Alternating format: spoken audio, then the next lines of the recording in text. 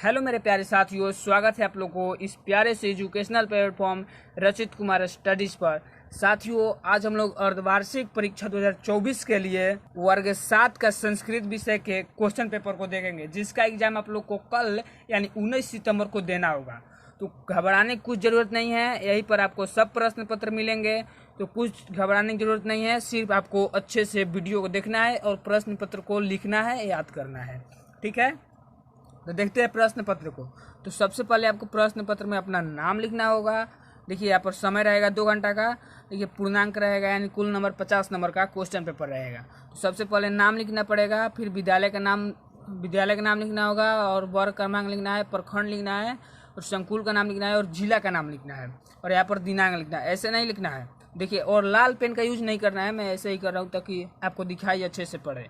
तो 19 लिखना है और यहाँ पर 09 लिखना है, ऐसे 2024 लिख देना है। ठीक है, यहाँ पर तो देखिए ये सब कार्य शिक्षक करेंगे, आपको नहीं करना है। ठीक है, तो देखिए आगे अब क्या करा है, सब निर्देश दे रखा है। तो सभी प्रश्न का अनिवार्य देना, उत्तर अनिवार्य है। 6 प्रश्न रहेंगे, प्रत्येक प्रश्न के लिए समान उनका अंग निर्धारित रहेगा। प्रश्न के सामने देखिए जैसा निर्धारित है, आवश्यकता अनुसार अलग पाना भी आप ले सकते हैं, शिक्षक से मांग सकते हैं। चलिए वो सब जान चुके हैं आप लोग, और अब प्रश्न को देखते हैं हम लोग कि प्रश्न हमारा क्या है। तो देखिए हमारा पहला क्वेश्चन कर रहा है कि उच्चतम उत्तर चिन्ह, यानी जो सही उत्तर होगा उसका चिन्ह करना है। पहला हमारा क्वेश्चन है कि अस्माकम देशे कति ऋतवः भवन्ति। तो हमारे देश में कितने ऋतु होते हैं? तो 6 ऋतु होते हैं, यानी 6। ठीक है, अब दूसरा क्वेश्चन है कि गौतम बुद्धस्य प्राक नाम किम, यानी गौतम बुद्ध का बचपन का नाम क्या था? तो वो नाम था सिद्धार्थ। तीसरा हमारा क्वेश्चन है कि च वर्ग से उच्चारण स्थान किम, यानी च वर्ग का उच्चारण कहाँ से होता है? तो तालु से होता है। तो इस वर्ण को क्या कहते हैं? तलव्य। देखो चौथा हमारा क्वेश्चन है कि अरण्य शब्द से को अर्थ, यानी अरण्य का मतलब क्या होता है? तो जंगल होता है। अगला देखते हैं, 4 क्वेश्चन कर चुके हैं। अब देखिए अगला हमारा क्वेश्चन है कि स्वरस्य कति भेदा संति। तो स्वर कितने होते हैं संस्कृत में? तो त्रयोदश, यानी 13 होते हैं। तो ऑप्शन नंबर बी यानी ख सही हो जाएगा। अगर हिंदी में ही पूछता तो 11 होते हैं स्वर, बट इंग्लिश में पूछ रहा है तो 13 होते हैं। ठीक है, देखिए 5 नंबर क्लियर हो चुका है हमारा। अब दूसरा प्रश्न देखते हैं, ये भी 5 नंबर का है।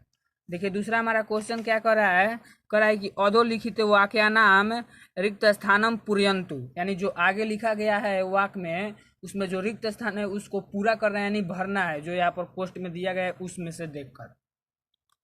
देखिए हमारा पहला क्वेश्चन कर रहा है कि वायु प्रदूषणात् जना डैश भवन्ति। तो वायु प्रदूषण से क्या होता है? तो लोग रुग्ना, यानी रोग फैलता है।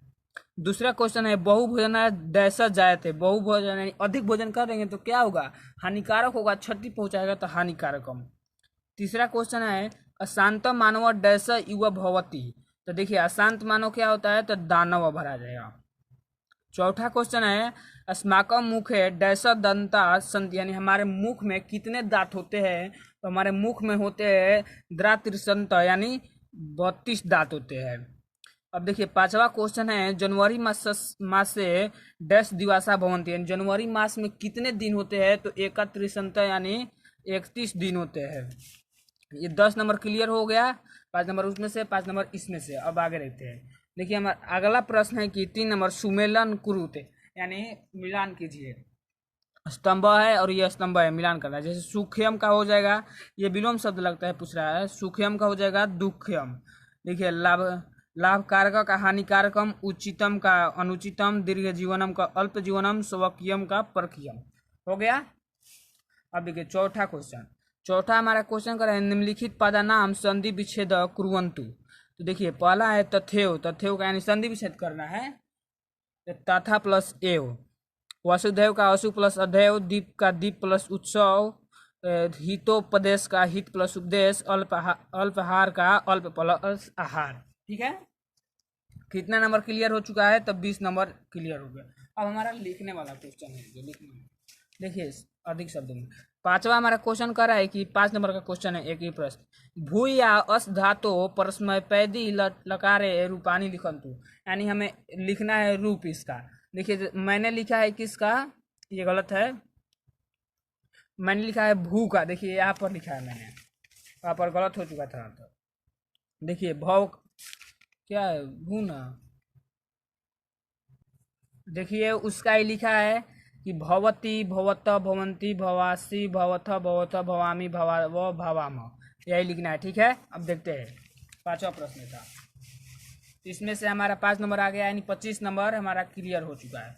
अब देखते हैं दूसरा प्रश्न क्या है। देखिए ये प्रश्न है, विदत्व च नृपत्व च नैव तुल्य कदाचम। देखिए यानी उसका अर्थ बताना है हमें हिंदी में। स्वदेशे पूजयते राजा विद्वान सर्वत्र पूजयते अस्य श्लोकस्य हिंदी भाषाएं भावार्थ लिखन्तु। यानी इस श्लोक का हिंदी भावार्थ हमें लिखना है। ठीक है, देखिए यहाँ पर लिखा गया है, अच्छे ढंग से ताकि शिक्षक आपको पूरा में पूरा नंबर दे, इसलिए अच्छे ढंग से लिखिए ताकि शिक्षक को समझ में आ जाए। देखिए लिखा है, प्रस्तुत पंक्तियां का यह भावार्थ है कि राजा केवल अपने ही देश में पूजे जाते हैं परंतु विद्वान सभी जगह पूजे जाते हैं, यही इस श्लोक से हमें पता चलता है। ठीक है, अब देखिए दूसरा प्रश्न, इचु ऐसा नाम तालु व कस्य हिंदी भाषा व्याख्या लिखताम। यानी इसका अर्थ हमें हिंदी भाषा में लिखना है। तो देखिए लिखा गया है, इचु ऐसा नाम तालु का हिंदी अर्थ है कि ई यानी छोटी बड़ी, च वर्ग य स का उच्चारण तालु के द्वारा होता है। अब देखिए चौथा प्रश्न है कि अधोलिखितानि अंडकाम आगे काम संस्कृत भाषाया शब्देशु लिखन्तु। यानी जो यहाँ पर आगे दिया गया शब्द उसका संस्कृत भाषा में लिखना है। देखिए 21 का होता है एक विसंति, 23 का होता है त्रयो विसंति, 25 का पंच विसंति और 27 का सप्त विसंति और 29 का नव विसंति। आगे देखते हैं हमारा। देखिए 40 नंबर क्लियर हो चुका है। कितना नंबर? 40 नंबर। और ये 10 नंबर का प्रश्न है, 50 नंबर क्लियर हो जाएगा। संतुष्ट है आप लोग? ठीक है। छठा प्रश्न है कि अरण्य पाठस्य हिंदी भाषा सारांश लिखते हो। यानी अरण्य एक पाठ है संस्कृत का। देखिए यहाँ पर संस्कृत का किताब भी है, उसमें से पाठ है अरण्य, तो उसके सब सारांश को हिंदी भाषा में लिखना है। अगर वो नहीं आप लिख पा रहे हैं तो ये लिखिए, अधोलिखितम पंचवाक्यस्य हिंदी अनुवादक रूप है, यानी अनुवाद करना है। तो देखिए मैं इसी का लिखा हूँ। देखिए यहाँ पर ऐसे लिखना है ताकि शिक्षक को अच्छे ढंग से समझ में आ जाए। देखिए क्या लिखा गया है, लिखा गया है कि अधोलिखित पंच वाक्यानाम अनुवादक कुर्वन्तु। ये प्रश्न है, देखिए ये प्रश्न है। अब इसका आंसर देखिए को दिया है, तो 2 4 4 8 को दिया है, जिसमें से आपको 5 का आंसर लिखना है। देखिए मैंने सबसे पहले क का लिखा है, जिस पर लिखा है उस पर टिक मार दिया है, 5 गलत लिखी। क का है, यह एक बालक है तो इदम एक बालक अस्ति।